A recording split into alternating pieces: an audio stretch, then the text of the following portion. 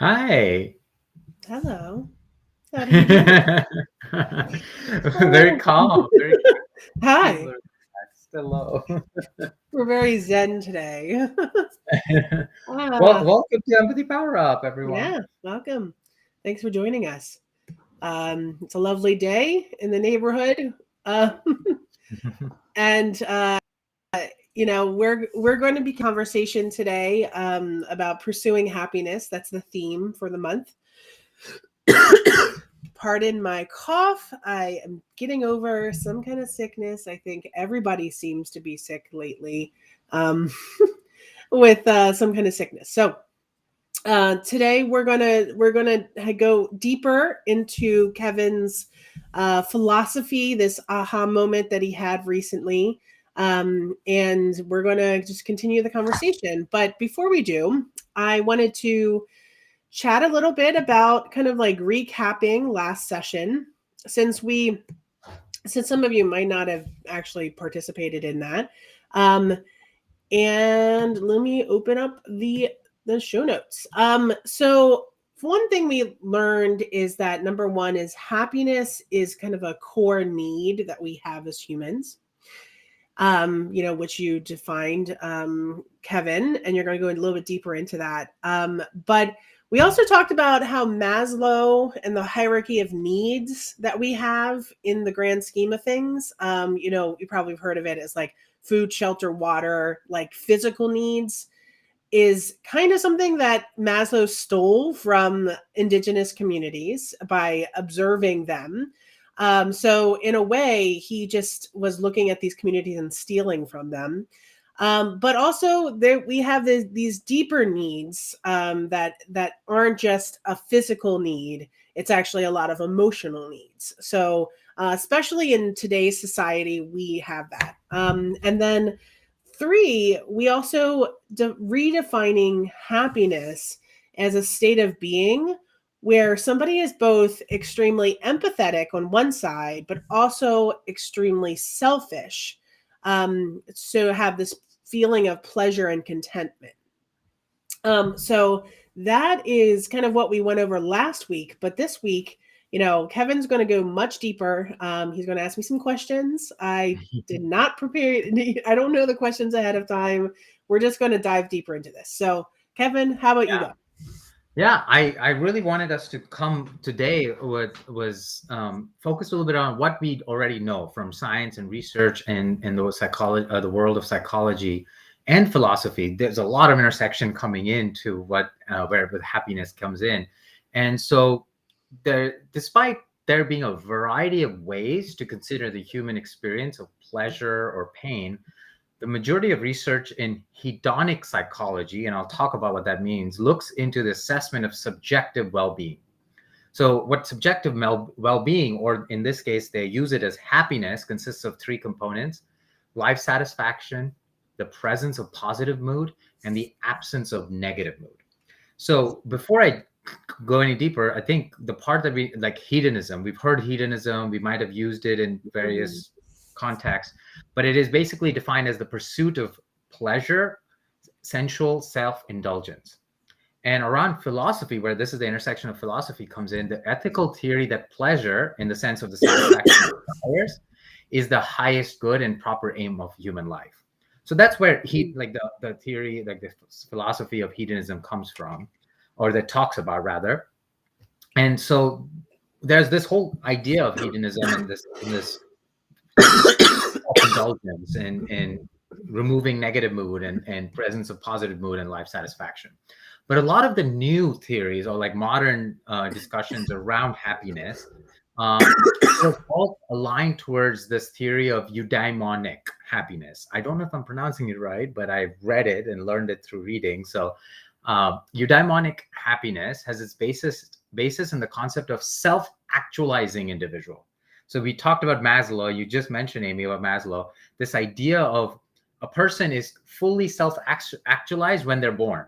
They're a fully functional person when they're born. And then if we give them that fully actualized, fully functional person and help them and support them in staying that way and being that way, then like that is a form of this eudaimic happiness.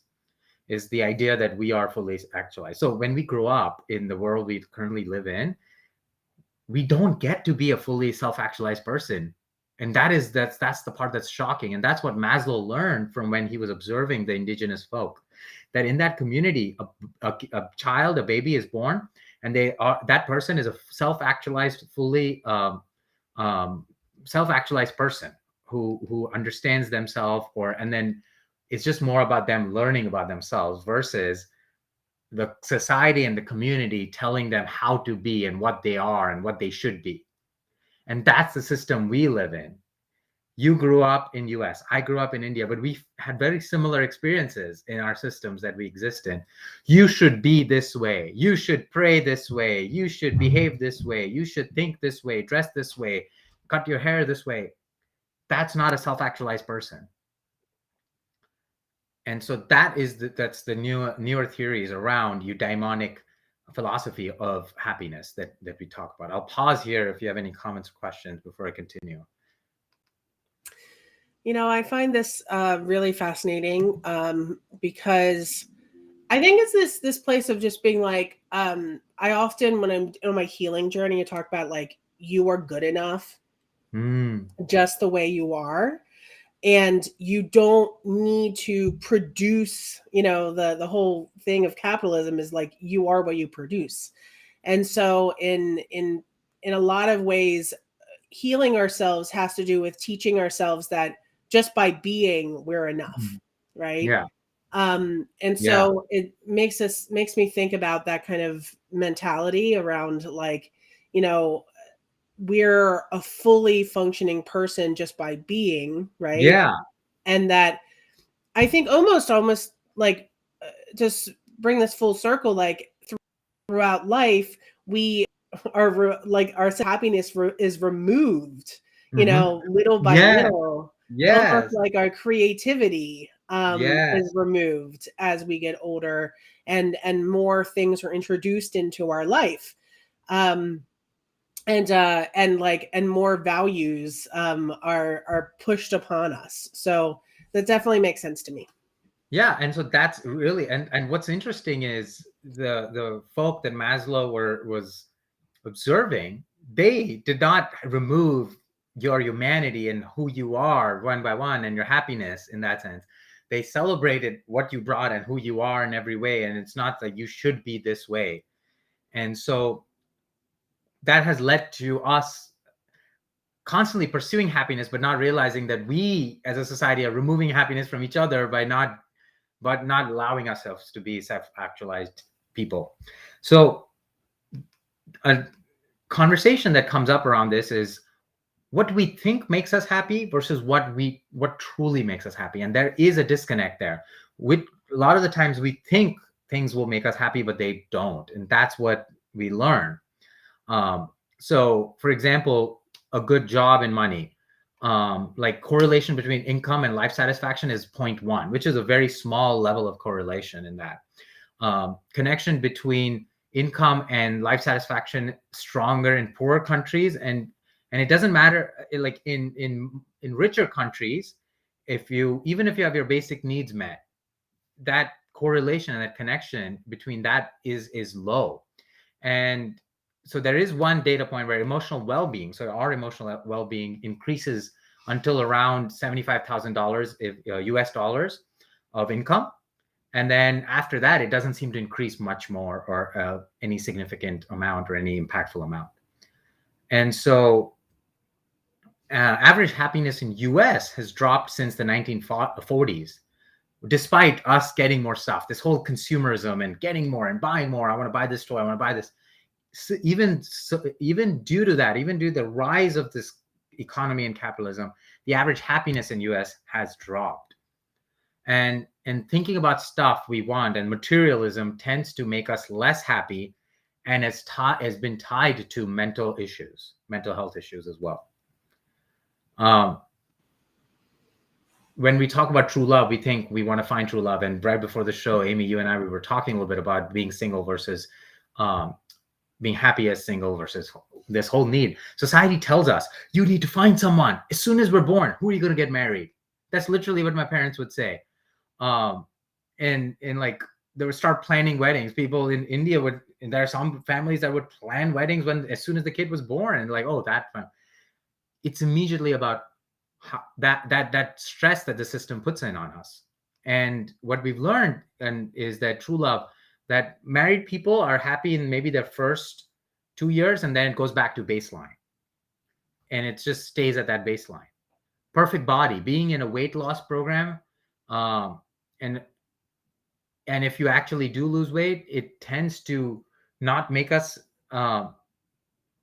happier as much as we think it does. Plastic surgery, people who tend to be already unhappy, and then they think that plastic surgery will make us happy, and then they go get it, doesn't change, doesn't make much of an impact. So what we're learning through this is what we think makes us happy. Oh, we're unhappy right now, this thing will make us happy. Me going and getting that has led to not understanding that and being finding happiness in that sense. I'll pause here again. There's a comment. Yeah. Yeah, I think about all of these different things when it comes to like having a perfect body. I have heard many stories of people who who've lost a ton of weight, then they realize that they're still the same person deep down inside that they always have, right? I think you had a weight loss journey too, Kevin, and like people still have those insecurities that they had when they were heavier, right? So I that does definitely resonates with me. And I think also this idea of like finding love and making that happy for us. The podcast I listened to recently was Life Kit from NPR. And one of the things that I think, past generations thought happiness was being married and all these different things. But what is interesting is that being married in the past, when we talk about like, happiness in the 1940s in the past, 50, 60, 70 years, is that being married meant stability to a lot of people, right? So being married, like before, like sometimes women couldn't open bank accounts, right? They couldn't buy houses. They couldn't do all this stuff. So it was a form of like saving yourself, of just like being able to perform in society. Yeah, so it's interesting. Huh? Just live. Yeah, to live. So I think there's a level here where it's like, I think if you look at it from the perspective, and a lot of things are done from like a male perspective, but if you look at it from a female perspective, I think that there might be a little bit, obviously we're progressing as a society when it comes to giving women, like the right to the right to vote has been around for a while, but the things that the rights that men also have, right? So I think there's so much that's interesting, but there's also this angst because there is this system that's set up, which, in my session earlier today with somebody, they were saying, I really wish like my identity as a woman is what's first and foremost, because I recognize every day the things that do not like are not afforded me, or the challenges I have because I'm a woman, right? So anyway, it's kind of going off of the reservation a little bit there, but these are just like some thoughts that I'm really tapping into here. So we appreciate you sharing that, and I think that's where it dives into us. Okay, why don't these things make us happy, right? And you start sharing some of this, like, oh, because women don't even have rights, as an example. But like, and then the question comes up: what about our brain and our genetics? So twin studies have shown that there is about 50% genetics impact around how we feel happiness, but the remaining is based on the things that happen around us, which is a 10% of it approximately, and then the actions and our thoughts lead to about 40% of that contribution towards why don't these things make us happy. And what's interesting to me is that our minds, our strongest intuitions are often totally wrong. So example of optical illusions. When we look at an optical illusion, remember that blue dress and the gold dress thing? People were like, this is blue. It's like strongest intuition. It's often wrong. And because our minds are looking for pattern, what we're looking for is something that we understand. It's not what the truth is or what the fact is, how we understand. So our mind sometimes miswants what we is a phrase, miswants. And we think in absolutes. Sorry, we don't think in absolutes. We don't think in terms of absolutes. Our mind judge relative to a reference point. So we have reference points, and so we can think in those reference points. So winners of bronze are often much happier than winners of silver. So reference points for ourselves are like media and TV and social media and comic books we like, or like literature that we like. Those are become our reference points for us to think and understand some of these happiness and points. And what I am hoping to propose within the theory of happiness is we restate our reference point to ourselves, to our experiences and what we've experienced versus someone else's reference points. And that's sort of what the journey I'm trying to do as well. And then I know we're getting close to time, but like the last point I will make here before we push it off to next week is our minds are built to get used to stuff, especially around hedonic, and it's called hedonic adaptation. Process of becoming accustomed to positive and negative stimulus such that the emotional effects of that stimulus are attenuated over time. Once we get the things we think will make us happy, we get used to them. And so then once we get used to them, that resets our personal reference points. So hence things and stuff doesn't make us as happy as experiences do, because experience we can anticipate, experience we can experience, and then it lingers after, and then we don't get used to it because we're not just constantly in that experience all the time. I'll pause because I see some comments, but do you have any thoughts, Amy? Yeah, Holly gave a couple of options. Mm-hmm.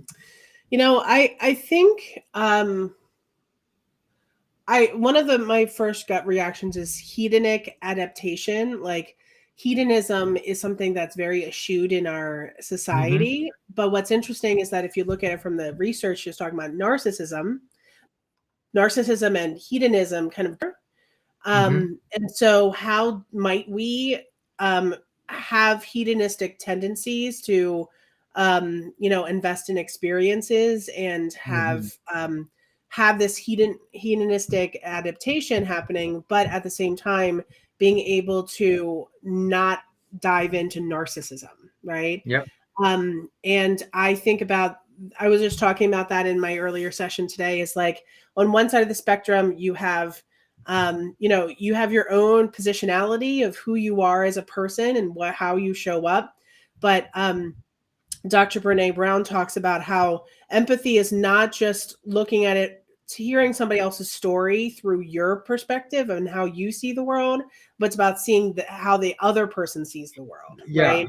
Yep. So I think there's a lot to unravel there too. So maybe we can slow some of the stuff down next time to talk more about that adaptation, and also how do we get ourselves out of this, mess that I think we found ourselves in. Yeah, that's exactly. I agree. And I think the reason I wanted to focus a little bit or bring what we know, bring what researchers and scientists and all this is stuff I didn't come up with. Everything I read was sourced from different research. And I will now, my hope was to say, okay, how do we go from what other people's happiness is to what our happiness is, and how do we understand ourselves, and how do we get there? And that's what I am trying to propose. And with the definition, again, I think, which aligns more to the eudaimonic philosophy, is if we are extremely empathetic and extremely selfish in the same moment, that state of being is the sense of happiness and life satisfaction. And I think that's what we want to get to, and we'll talk more about it. Holly, thank you for the awesome comments. Love that. Love your perspective. Yeah, thanks for offering that, Holly. I love how that you come in every week, for almost every week, and just is there with us for the journey. So, well, this has been a really thought-provoking session. to kind of get the sense of like, why do we think we're happy? What are some things that we can do to make ourselves a little bit happier? We're going to continue the conversation next week. And then also trying to figure out like, why don't these things that we have make us happy? And so at the end of the day, how our brain works kind of like shows up and changes how we see the world. So I'm curious and excited next week for us to dive into that, and like what will make us happy and how do we break down happy moments as well. So, well, join us. We tend to go 20 minutes instead of 15, but we got so much to share. Thank you for reading and listening and being part of this conversation today. And join us next week where we go deeper into this pursuing happiness conversation. And catch you soon. Bye.